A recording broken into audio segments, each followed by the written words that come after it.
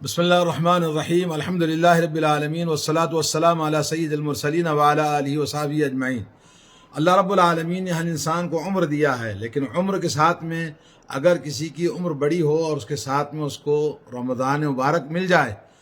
تو جو رمضان جس کو ملتا ہے اتنا ہی زیادہ وہ اللہ رب العالمین کی بارگاہ میں زیادہ مرتبہ اور مقام اور اللہ کی نعمتوں کو پانے کا حقدار بنتا ہے۔ آئیے اس سلسلے میں ایک حدیث آپ کو سناتے ہیں۔ حضرت طلحہ بن عبید اللہ رضی اللہ تعالیٰ عنہ بیان کرتے ہیں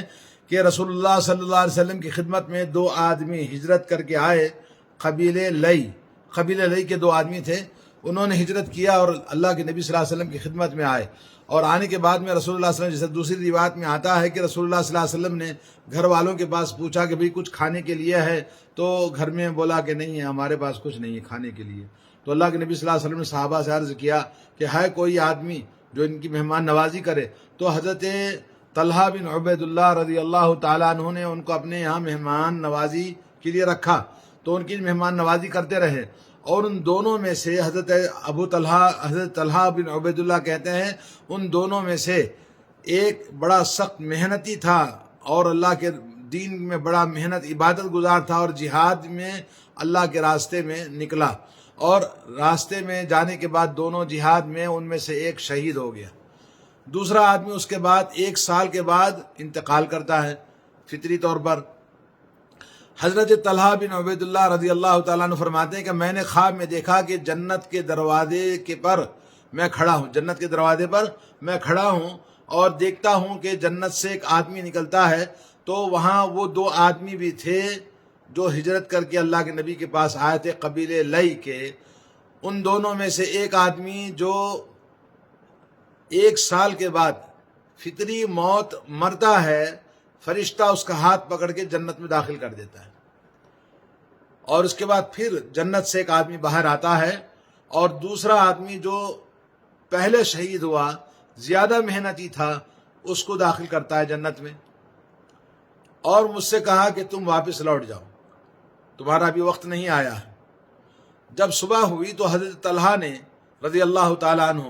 لوگوں کے سامنے خواب کو بنایا، خواب کو سنایا، خواب کو بیان کیا، تو اس پر تعجب ہوا سب کو۔ رسول اللہ صلی اللہ علیہ وسلم کو بھی یہ خواب معلوم ہوا، تو رسول اللہ صلی اللہ علیہ وسلم کے سامنے تفصیل سے خواب کو بیان کیا گیا۔ تو نبی علیہ الصلوۃ والسلام نے فرمایا، کیا تمہیں اس بات پر تعجب ہے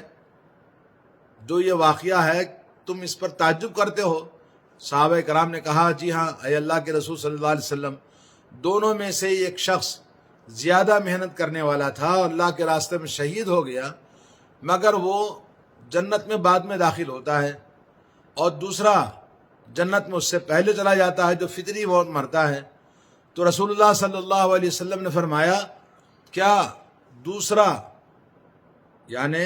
جو فطری موت مرتا ہے، کیا اس نے رمضان کو پایا؟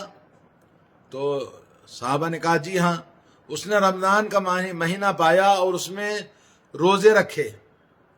اور سال بھر جو 1 سال کے بعد مرا تھا تو 1 سال میں اتنی رکعتیں نماز پڑھی اس نے۔ انہوں نے کہا جی ہاں۔ رسول اللہ صلی اللہ علیہ وسلم نے فرمایا، ان دونوں کے درجات میں آسمان و زمین کے درمیانی فاصلے سے بھی زیادہ فرق ہے،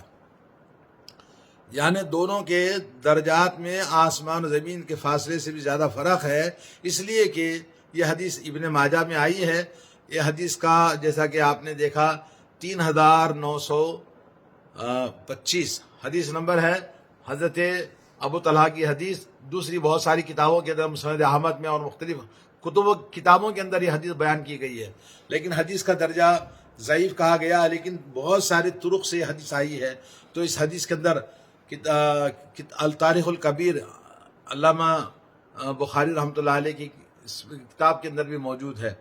تو کہنے کا مطلب یہ ہے کہ یہ حدیث کیا بتاتی ہے؟ عمر لمبی ہو اور رمضان کو پائے، اور رمضان پانے کے بعد میں رمضان میں جیسے عبادت کرنی چاہیے عبادت کر لیا تو شہید سے بھی زیادہ اس کا درجہ ہو جاتا ہے۔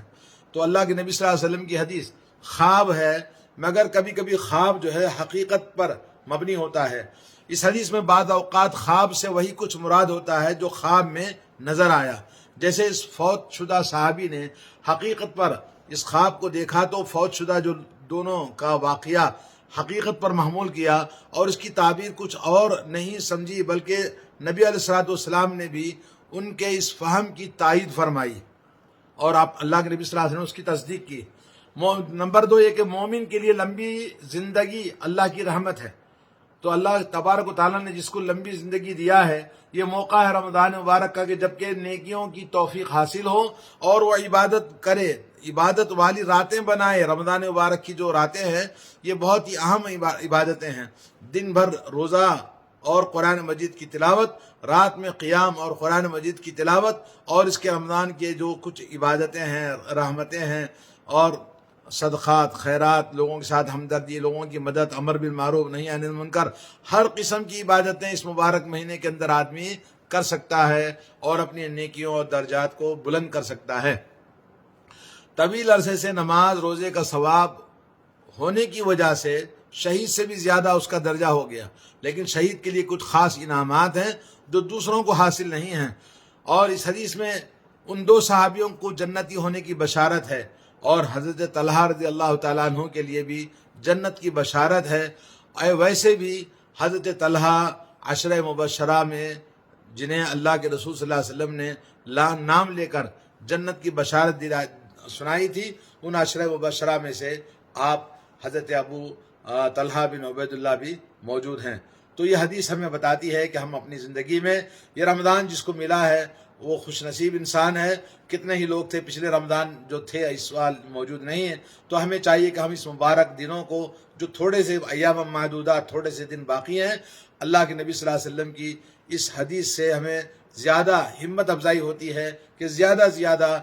ہم اللہ کی بارگاہ میں عبادتیں کریں، اور سب سے افضل روزے دار وہ ہے جو افضل ذکر کثرت کے ساتھ جو ذکر کرتا ہے وہ سب سے افضل روزے دار ہے۔ تو اللہ تبارک و تعالی ہم سب کو کثرت کے ساتھ ذکر کرنے، قرآن کی تلاوت کرنے، قرآن مجید کی تلاوت بھی اللہ کا ذکر ہے اور عبادت ہے، تو اللہ تبارک و تعالی ہمیں توفیق عطا فرمائے۔ ان مبارک راتوں میں جو آج تھوڑے سے ایک ہفتہ باقی رہ گئی ہیں، تو ان راتوں میں کثرت کے ساتھ عبادت کرے اور اپنے درجات کو بلند کرے۔ اللہ تعالی ہم سب کو جنت کا حقدار بنائے اور ہمارے گناہوں کو معاف فرمائے۔ وصلی اللہ علی نبینا محمد وعلی آلہ وصحبہ اجمعین۔ والسلام علیکم ورحمۃ اللہ۔